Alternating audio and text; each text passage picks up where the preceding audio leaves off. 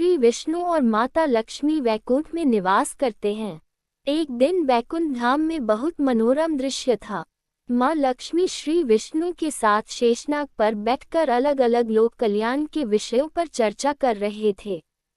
तभी वहां नारद मुनि आते हैं और कहते हैं, नारायण नारायण, प्रभु और माता लक्ष्मी को मेरा प्रणाम है। लक्ष्मी और प्रभु साथ में नारद मुनि को आशीर्वाद देते हैं और वैकुंठ लोक आने का कारण पूछते हैं कि नारद मुनि आप यहाँ कैसे? बिना कोई सूचना दिए कोई आवश्यक कार्य आ गया है क्या? नारद, नारायण नारायण, प्रभु मैं तो बस यहाँ से गुजर रहा था तो सोचा आपके और माता के दर्शन करते चलूं, इसलिए आ गया प्रभु, परंतु आप दोनों थोड़े चिंतित दिखाई दे रहे हैं। कोई आपदा आ पड़ी है क्या प्रभु?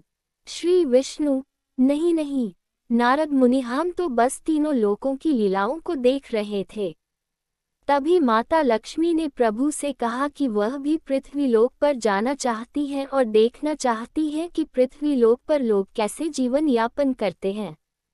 नारद, तो इसमें क्या समस्या है प्रभु?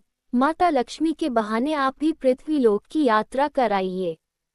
नारद और माता लक्ष्मी के कहने पर श्री विष्णु माता लक्ष्मी के साथ पृथ्वी लोक की यात्रा पर निकल जाते हैं, किंतु यात्रा करने से पूर्व प्रभु नारायण माता लक्ष्मी को कहते हैं कि देवी चाहे कुछ भी हो जाए, आप पृथ्वी पर किसी भी मानव की सहायता नहीं करेगी, क्योंकि सभी मनुष्य अपने पिछले जन्म के कर्मों के हिसाब से इस जन्म में सुख या दुख भोग रहे हैं और यह सब विधि का विधान है, इसलिए चाहे जो भी हो जाए आप किसी की भी सहायता नहीं करेगी।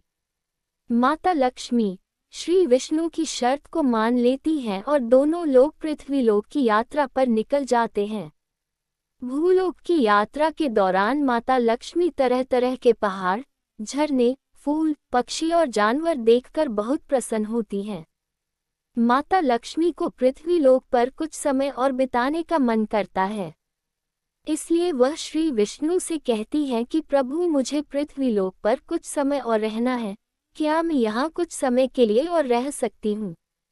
इस पर प्रभु कहते हैं, ठीक है देवी, आप पृथ्वी पर कुछ समय और व्यतीत कर सकती हैं, किंतु मुझे दिए वचन को याद रखिएगा और किसी भी मानव की सहायता मत कीजिएगा।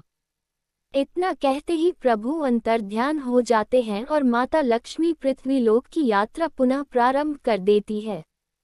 तभी माता लक्ष्मी नीचे पृथ्वी पर देखती है कि एक गरीब आदमी पेड़ के नीचे बैठा होता है। वह कुछ मटके और मिट्टी के बर्तन बनाकर उसे बेचने की कोशिश कर रहा होता है।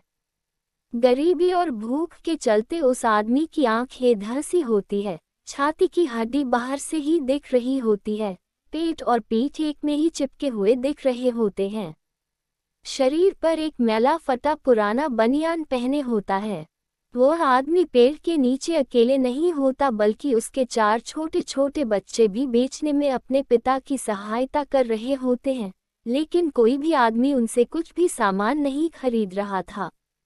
सुबह से शाम हो जाती है पर उनका एक भी बर्तन नहीं बिकता है, जिसके चलते बच्चे भूख से रोना शुरू कर देते हैं। देवी लक्ष्मी से ये सब देखा नहीं जाता और वह एक साधारण स्त्री का रूप लेकर उस गरीब आदमी के पास जाती है और कहती है, भैया यह मटका कितने का दिया? गरीब आदमी, 10 रुपये में मालकिन। लक्ष्मी वह मटका खरीद लेती है और उसके बदले में उस गरीब आदमी को कुछ सिक्के देती है, जिसे वह गरीब आदमी एक मटके में रख लेता है और अपने घर चला जाता है। वह अपने बच्चों के लिए कुछ भोजन लाता है और साथ बैठकर रूखा सूखा भोजन करता है। देवी लक्ष्मी उन बच्चों को खाते देख प्रसन्न हो रही होती है। तभी वहां भगवान विष्णु प्रकट होते हैं और कहते हैं, देवी आपने विधि के विधान को बदला है और मेरी आज्ञा का उल्लंघन किया है, इसलिए अब आपको दंड भुगतना होगा।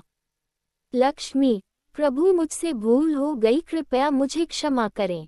लेकिन प्रभु कहते हैं, देवी आपने विधि के विधान को बदला है, इसीलिए आपको दंड भुगतना ही होगा। तब लक्ष्मी उदास मन से कहती हैं, ठीक है प्रभु, जैसी आपकी इच्छा, लेकिन दंड स्वरूप मुझे करना क्या होगा? इस पर प्रभु नारायण कहते हैं, देवी आपको 3 वर्षों तक किसी गरीब के घर में नौकरानी बनकर रहना होगा। लक्ष्मी इस दंड को भुगतने के लिए तैयार हो जाती है और अगले ही क्षण वह एक छोटी बच्ची का वेश बनाकर उस गरीब आदमी के दरवाजे पर जाकर खड़ी हो जाती है।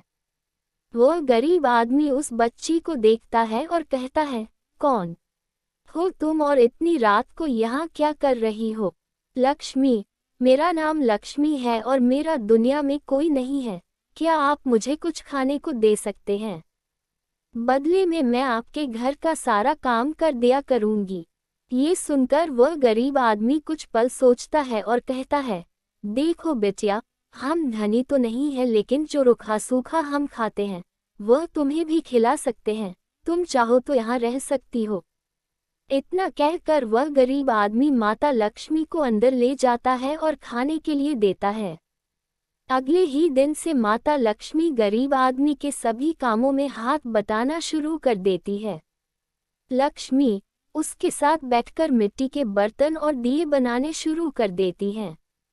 लक्ष्मी के बनाए मिट्टी के बर्तन किसी संगमरमर से कम नहीं लग रहे थे। साथ ही लक्ष्मी ज्योति मूर्तियां बनाती थी। वो ऐसी लगती थी जैसे वो अभी बोल पड़ेगी।